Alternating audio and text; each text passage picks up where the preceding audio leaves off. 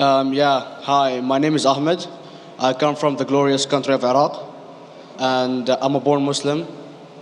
My problem is that I practiced Islam when I was. Brother, first we request questions from the non-Muslims. Once all the questions from non-Muslims are over, inshallah we'll give you a chance. Yeah, but I'm telling you my problem only. It's okay. But you said you're Ahmed and you're a born Muslim. I am born Muslim. But now are you a Muslim or not? I'm agnostic. Oh, so now you have left the religion of Islam. Yeah, I'm confused. Okay, fine. If you have left the religion of Islam, you can ask the question, brother. Okay. So my question is, how come I don't have the faith that you and the other Muslims have and some of my friends, even though I practiced Islam a lot and I even did Umrah, but I still do most of the sins that are forbidden in Islam, and I sometimes am lazy to do the prayer and the other subjects we have to do in Islam. I have read many books and about other religions and conspiracy theories and documentaries and such. I even have seen your own videos on YouTube, and there are many questions that go around my head about Allah and the Messenger and Muslims in general. And basically the most important question is, you said in one of your debates or questions that Allah is the creator and He's uncreated. But I have realized, how can the uncreated exist? And if He exists, how can we notice Him? How can we see Him or hear Him or feel Him or know of His existence if He's uncreated in our own dimension or so? That's one of the questions. Brother Ahmed said that he is a born Muslim. He comes from Iraq.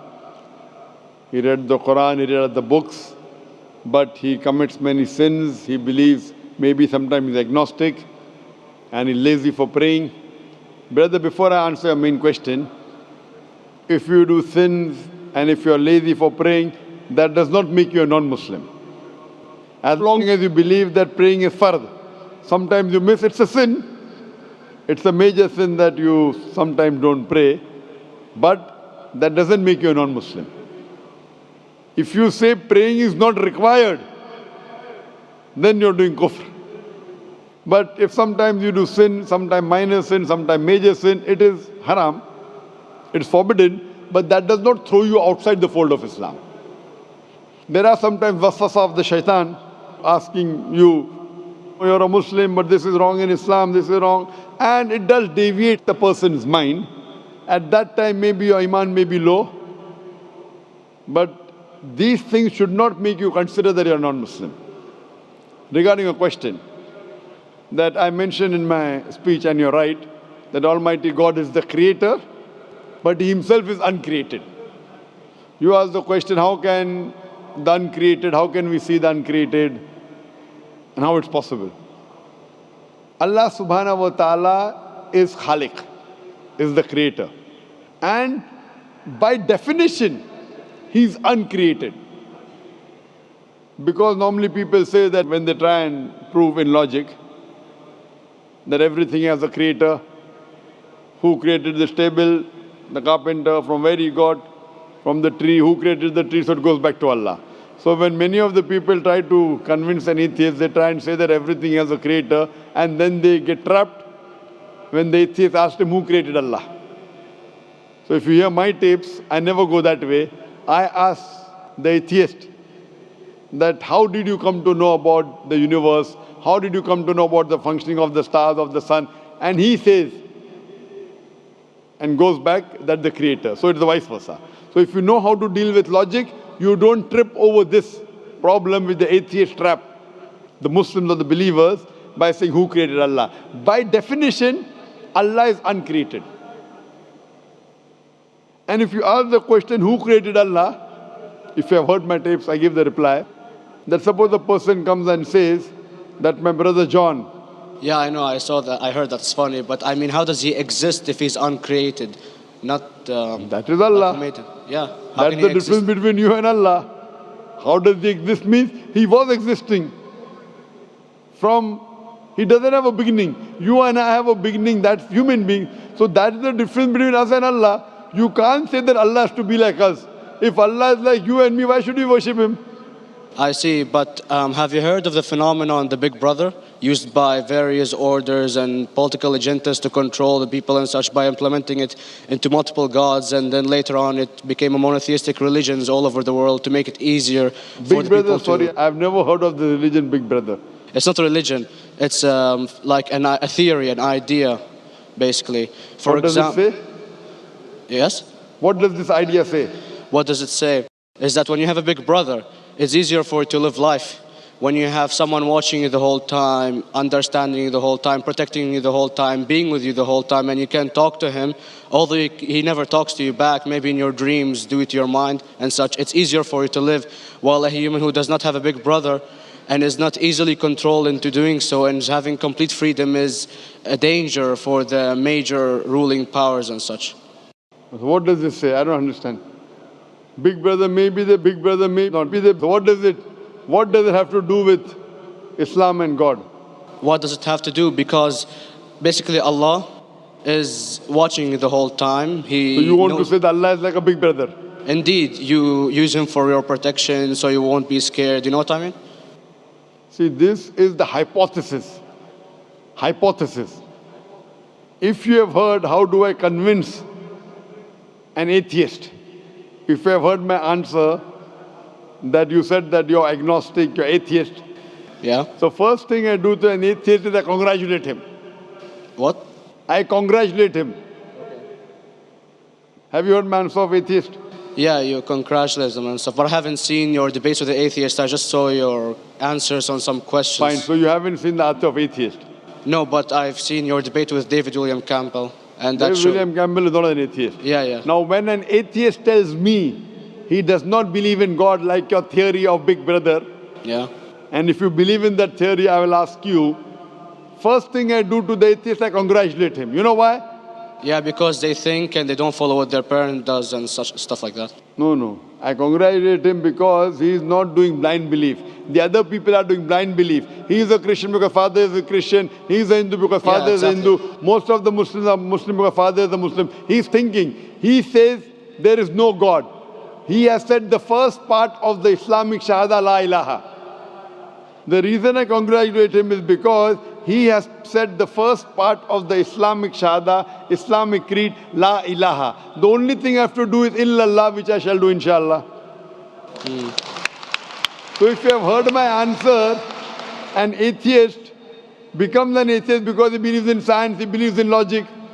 Or I ask him that if an equipment is bought in front of him, which no one in the world has ever seen, and if the question is asked, that who will be the first person who will be able to tell you the mechanism of this new equipment? What is the answer? Of course, he's going to tell you the producer or the maker of this equipment. Creator, producer, maker.